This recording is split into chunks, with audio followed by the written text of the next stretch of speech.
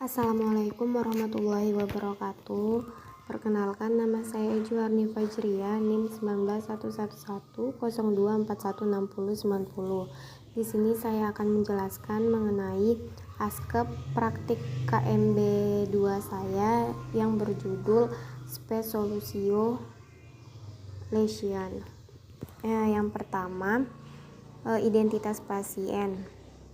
Namanya yaitu Tuan S, umurnya 31 tahun, alamatnya di Jalan Wiraguna, status perkawinan belum kawin, agama Islam, diagnosa medis penurunan kesadaran, suspensi sol plus retroviral infection. Untuk pendidikan sendiri, SMP, pekerjaan kuli bangunan, suku Jawa. Tanggal masuk rumah sakit tanggal 20 bulan 11 2021. Tanggal pengkajian tanggal 24 bulan 11 2021. Untuk nomor register yaitu 2021 153 732. Yang kedua, ada riwayat penyakit. Untuk keluhan utamanya saat masuk rumah sakit, pasien ini mengatakan pundak keseleo dan terjadi penurunan kesadaran sejak siang. Terus muntah sejak 2 hari yang lalu dan demam 5 hari yang lalu. Saat dikaji, pasien mengeluh tangan kram atau nyeri dan pasien juga mengeluh susah tidur. Untuk riwayat penyakit sekarang, nyeri pada tangan kiri dan kaki kanan. Yang ketiga, riwayat penyakit dahulu. Tidak ada riwayat penyakit dahulu. Yang keempat, riwayat penyakit keluarga. Pasien tidak memiliki riwayat penyakit keluarga. Untuk genogram, di sini seperti yang kita lihat, untuk kakek nenek pasien ini sudah meninggal. Terus pasien merupakan anak kedua dari 5 bersaudara. Terus ibu pasien merupakan anak kedua dari 3 bersaudara dan ayah pasien merupakan anak kelima dari 7 bersaudara. Untuk pathway-nya, space occupying lesion ini apabila melakukan prosedur operasi akan terjadi 3 kemungkinan. Yang pertama, preoperasi. Ini menyebabkan adanya rencana tindakan operasi yang menyebabkan prosedur pembedahan sehingga dapat diambil masalah keperawatan yaitu ansietas. Dari prosedur pembedahan sendiri juga menyebabkan pasien ini puasa sebelum operasi sehingga dapat diambil masalah keperawatan yaitu risiko kekurangan volume cairan. Terus yang kedua, dari prosedur operasi ini ada intraoperasi. Intraoperasi ini terbagi menjadi 3, yaitu yang pertama ada paparan lingkungan dingin. Ini bisa diambil masalah keperawatan yaitu hipotermia. Yang kedua adalah general anestesi. Dari general anestesi ini menyebabkan efek samping medikasi sehingga terjadi peningkatan rangsangan nervus vagus sehingga menyebabkan pasien mual. Dari general anestesi yang kedua yaitu menyebabkan kelebihan pada ekstremitas bawah sehingga dapat diambil masalah keperawatan yaitu resiko cedera.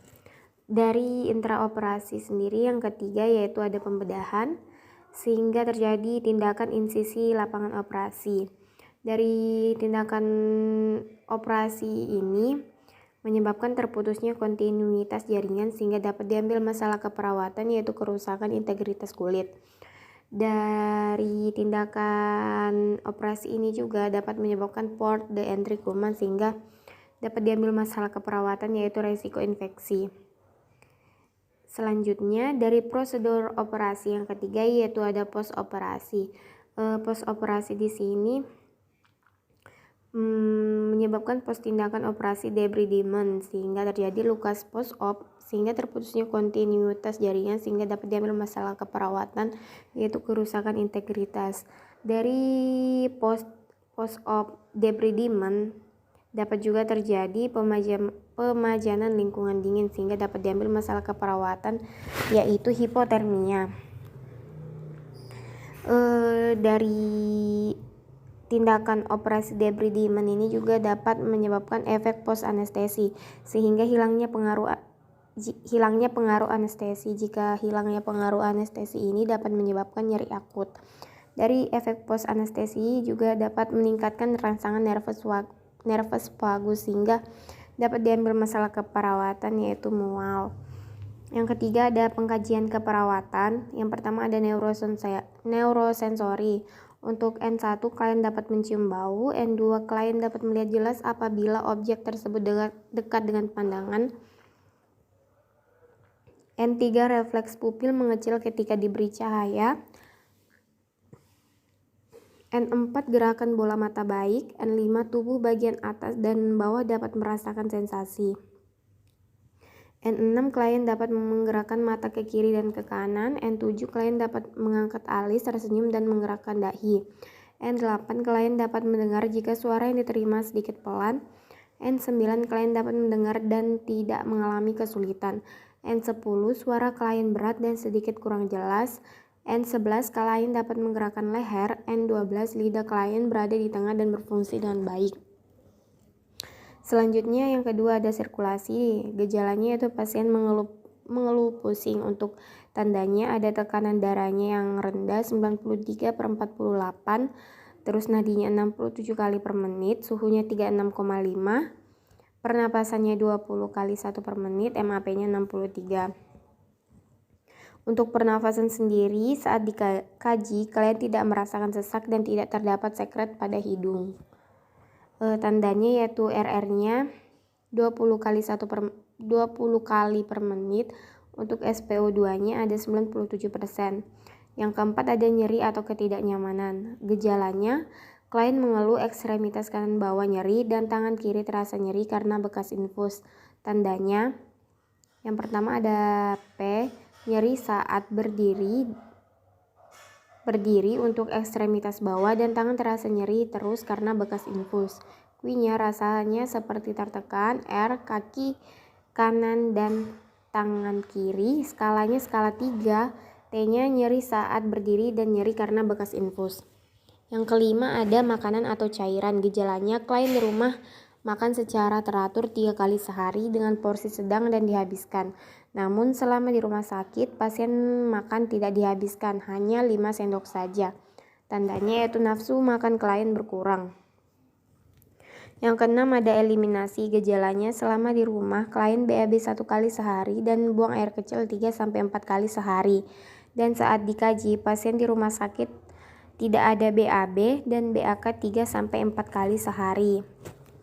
Yang ketujuh ada seksualitas, ini tidak dikaji. Yang ke-8 ada aktivitas atau istirahat. Gejalanya selama di rumah, pasien tidur jam 11 malam dan untuk aktivitas di rumah yaitu bekerja sebagai kuli bangunan. Dan untuk di rumah sakit, pasien mengeluh tidak bisa tidur atau waktu tidur kurang karena sering terbangun. Tandanya tekanan darah 93/48. Yang ke-9 ada hygiene. Untuk gejalanya selama di rumah, pasien mandi 2 kali sehari dan selama di rumah sakit, pasien hanya diseka saja tetapi cuma 1 kali. Tandanya pasien tidak terlihat bersih, untuk mulut kurang bersih dan sedikit bau. Yang ke-10 ada integritas ego. Pasien di sini sempat gelisah selama perawatan. Yang ke-11 interaksi sosial. Hubungan sosial dengan tetangga dan orang rumah cukup baik. Tandanya hubungan cukup baik. Yang kedua ada penyuluhan atau pembelajaran. Gejalanya memberikan penyuluhan mengenai kebersihan diri. Tandanya pasien kotor. Yang ke-13 ada pasien safety. Gejalanya pasien gelisah sehingga dipasang restraint pada tangan. Selanjutnya ada pemeriksaan fisik. Untuk bagian kepala, bentuk kepala klien simetris, rambutnya berwarna hitam, distribusi merata, kebersihan rambut kurang bersih. Terus bagian wajah tidak ada edema. Untuk mata, konjungtiva pink, sklera merah dan refleks pupil baik. Untuk bagian leher tidak ada pembengkakan kelenjar tiroid dan pembesaran vena jugularis. Untuk torak, inspeksinya pengembangan dinding dada simetris dan bentuk dada normal. Palpasi tidak ada nyeri tekan dan tidak ada pembengkakan. Untuk abdomen, inspeksinya tidak ada pembengkakan, palpasi tidak ada nyeri tekan, perkusi timpani, auskultasi bising ususnya 17 kali per menit. Inguinal tidak terdapat masalah di bagian perut. Untuk ekstremitas tidak ada edema dan varises. Kekuatan ototnya untuk ekstremitas atas kiri ini kekuatan ototnya 3, kanan 5. Untuk ekstremitas kaki kiri 5 dan kaki kanan 3. Selanjutnya ada pemeriksaan penunjang, bisa dilihat di tabel ini. Terus selanjutnya ada penata laksanaan medis atau pengobatan medis. Yang pertama, dexamethasone injeksi 3 kali 1 ampul per IV. Terus yang kedua ada OMZ injeksi 2 kali 1 ampul per IV. Yang ketiga ada diazepam 5 mg per IV. Yang keempat PCT injeksi 500 mg per IV. Untuk analisa data yang pertama di sini data subjektifnya, pasien mengatakan tangan kiri dan kaki kanan nyeri atau kram. Data objektifnya P, nyeri bertambah jika bergerak banyak. Q, nyeri seperti tertekan atau tertusuk-tusuk. R, kaki kanan dan tangan kiri. S, skala 3. T, hilang timbul jika bergerak, sehingga dapat diambil masalah keperawatan, yaitu nyeri akut dengan etiologi agen pencedera fisik. Dan yang kedua, data subjektifnya, pasien mengatakan susah tidur. Yang kedua, pasien mengatakan sering terbangun pada saat tidur. Yang ketiga, pasien mengatakan istirahat tidak cukup. Untuk data objektifnya, tekanan darah pasien 93/48, terus skleranya merah, sehingga dapat diambil masalah keperawatan, yaitu gangguan pola tidur dengan etiologi restrain fisik. Yang ketiga, data subjektifnya, pasien mengatakan tangan kiri dan kaki kanan sulit digerakkan.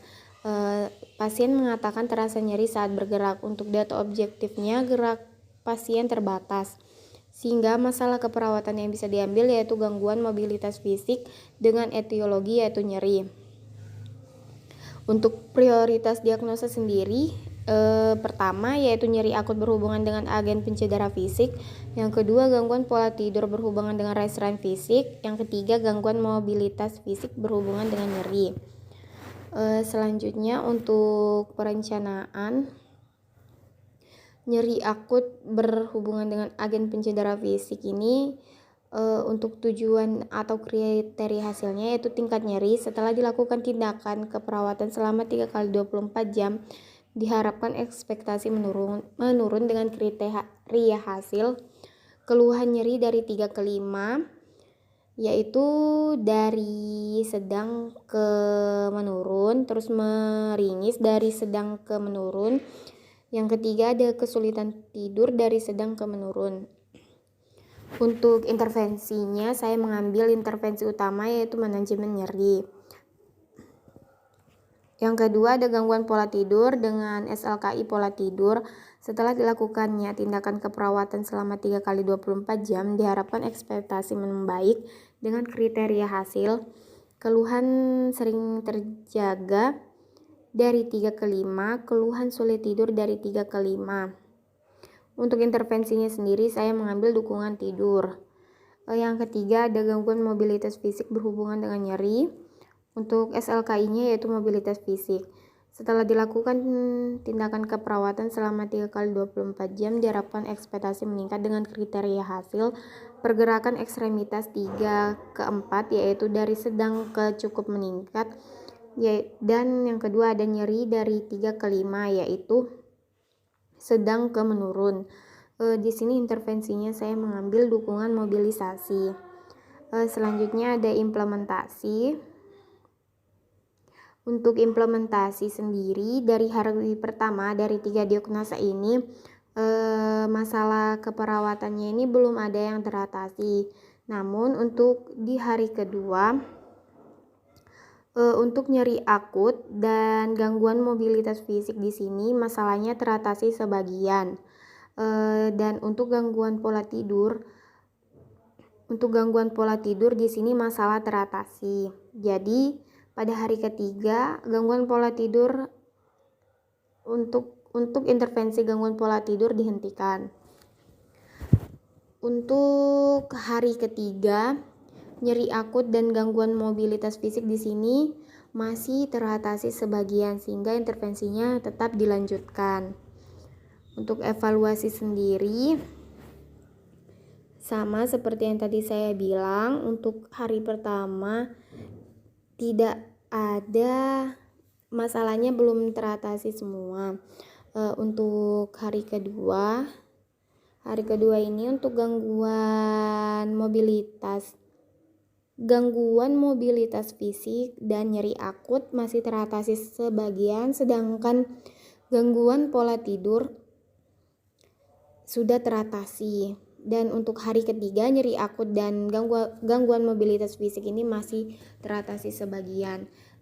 Mungkin itu saja yang bisa saya sampaikan untuk askep KMB saya. Mohon maaf jika ada salah kata. Wassalamualaikum warahmatullahi wabarakatuh.